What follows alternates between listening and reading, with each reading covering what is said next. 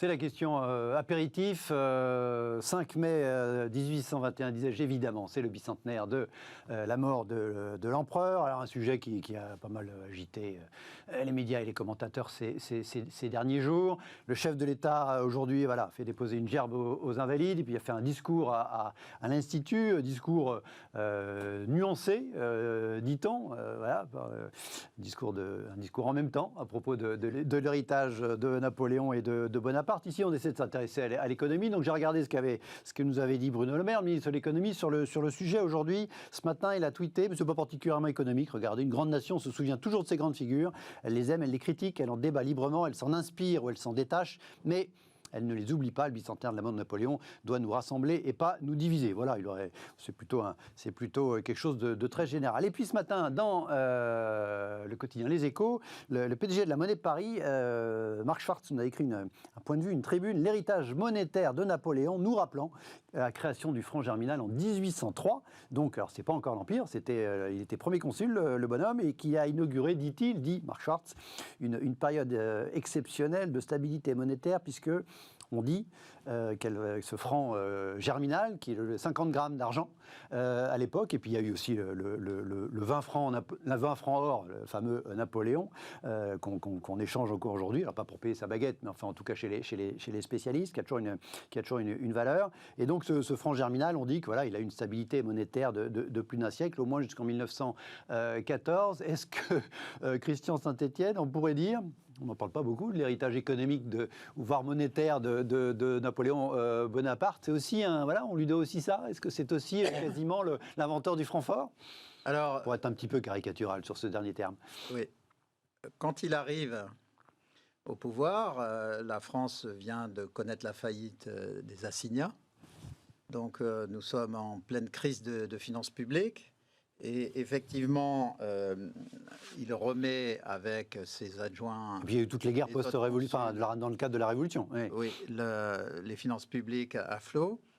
Et surtout, il réforme le système financier et il crée la Banque de France.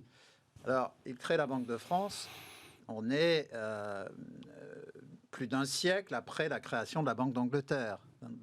C'est 1800 tourons, la Banque de France. Oui. Oui, et donc... la Banque d'Angleterre, c'est à la fin du XVIIe. Donc, nous avons plus d'un siècle d'écart. Un siècle qui nous a coûté cher puisque les Anglais ont mis en œuvre l'amorce de la révolution industrielle. Les Français sont en retard et donc on le paiera plus tard. Mais donc, il crée le franc or. Il reste stable jusqu'en 1914, mais ce n'est pas parce que Napoléon l'a créé et qu'il aurait été intrinsèquement fort jusqu'en 1914. Ce qui se passe tout au long du 19e, comme le montre Polanyi dans son livre La Grande Transformation, c'est qu'a dominé en Europe l'idée que le marché, on l'a totalement oublié aujourd'hui, le marché avait la réponse à tout. Et qu'il fixait et que la valeur de marché forçait et le politique et le social. Et donc la conséquence du maintien de la parité du franc, c'est que dans les crises, les prix baissent, les salaires baissent. Donc c'est au fond, tout s'ajuste pour maintenir la valeur du franc or.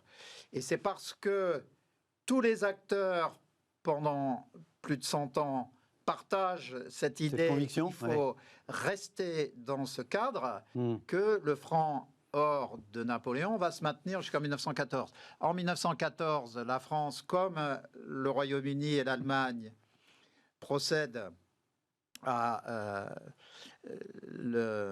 une décision politique et monétaire qui consiste à suspendre la convertibilité en or de leur monnaie, c'est-à-dire que jusqu'en 1914, pendant tout le 19e siècle, vous pouviez aller avec des francs papier et obtenir des francs or à la Banque de France. On vous les donnait cash tout de suite. Donc à partir de 1914, vos francs papier, vous ne pouvez plus les changer en or à la Banque de France. pendant la guerre, en France, comme en Angleterre, comme en Allemagne, les 3 États financent l'effort de guerre par des emprunts. Ils créent donc des masses monétaires colossales. Alors, à la suite de la Première Guerre mondiale, entre la France et le Royaume-Uni, il va y avoir 2 options différentes. Le Royaume-Uni n'a pas été dévasté comme la France, et donc on se souvient très bien que Winston Churchill, qui est le chancelier de l'Échiquier, rétablit la convertibilité en or de la livre sterling à la parité d'avant 14. Nous allons, et j'ai presque fini, nous allons attendre 1926 parce que notre situation de finances publiques est assez catastrophique. On est en train de se diriger vers quelque chose qu'on a déjà connu dans les années 20, aujourd'hui, compte tenu de l'explosion des déficits. C'est Poincaré qui arrive au pouvoir en 1926. Pendant 2 ans, il rétablit les finances.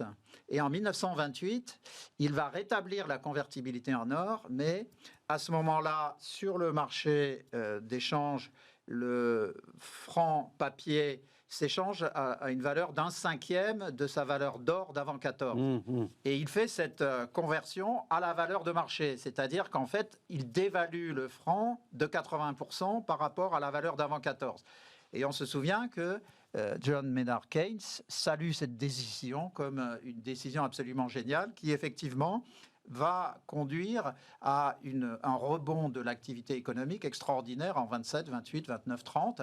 Et ensuite, on sera frappé à mort par la dévaluation de la livre sterling en septembre 1931. Qui, au fond, à ce moment-là, on aurait nous désavantage par rapport à voilà, oui. ça nous désavantage parce que la dévaluation de l'or de 30%. Et il aurait fallu qu'en France, on laisse flotter également l'or. En fait, en 1931, les Anglais ne suspendent pas la convertibilité, ils laissent carrément la livre flotter. Et nous, on aurait dû faire pareil. Et on aurait peut-être évité la crise de 1934, vous savez, quand l'extrême droite est dans le bas le pavé. Et que l'action française 6 février 34 fait chuter le pouvoir. Est-ce que, merci pour ce petit cours d'histoire économique, professeur, est-ce que, en résumé, la stabilité pendant 110 ans du Front germinal, elle n'a rien à voir avec Napoléon, c'est juste l'ambiance de l'époque qui faisait qu'il y avait une croyance dans la stabilité de la monnaie. Hein, si on devait, puisqu'on est dans une télévision numérique avec des spécialistes, on peut dire que la décision de Napoléon, c'est 10% de la stabilité sur un siècle, et 90%, c'est ce que vous venez de dire, c'est-à-dire le fait que tout le monde était d'accord sur le modèle qui conduisait à cette stabilité. D'accord. Bon, alors voilà, Bonaparte n'est pas l'inventeur du Francfort, c'est l'époque. Hein, mais il se trouve quand même que c'est lui qui a, en 1803, calé ce franc qui restera stable pendant 110 ans. Je vous pourrais demander de challenger la partie histoire économique du professeur. Vous retenez quoi très rapidement, Geoffroy, de cet épisode ou de l'Empire, de ces 200 ans qui alors je ne vais pas dire ça déchire le pays, mais pas loin.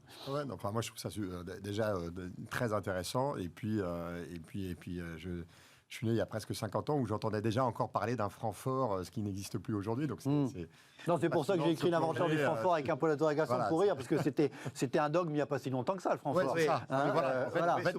Oui, absolument. Je l'ai entendu toute ma jeunesse avec est-ce que c'est le franc qui est fort ou, le Francfort, oui, c'est la fin des années 80, début des années 90. Hein, oui, c'est cette période-là où on peut quand même signaler que sous les réserves qu'on a émises précédemment, c'est-à-dire c'est 90% l'époque et 10% Napoléon, mais sous cette réserve, le franc au 19e apparaît comme la monnaie de référence au plan mondial. Et d'après parce que j'avais écrit sur ce sujet, donc il y a eu des recherches qui ont été faites par des historiens et des publications au début du XXe siècle sur ce phénomène.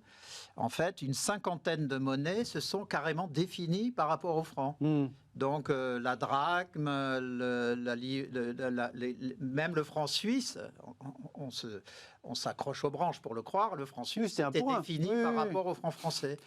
C'était un pour un même en sortir de la Deuxième Guerre mondiale, le franc suisse. Hein, donc, et donc le franc français était, le franc or, était une référence mondiale jusqu'en 1914. Ouais. Et puis voilà, En 1803, il n'était pas encore empereur, mais bon, il avait déjà les bonnes habitudes. Il avait quand même mis son portrait sur les pièces de ce franc germinal. Allez, on arrête là l'histoire économique. On va appuyer sur la touche fast forward du magnétophone pour arriver à une période beaucoup plus récente. On va s'intéresser aux géants de la tech. Il n'y avait pas beaucoup de géants de la tech à l'époque de Bonaparte.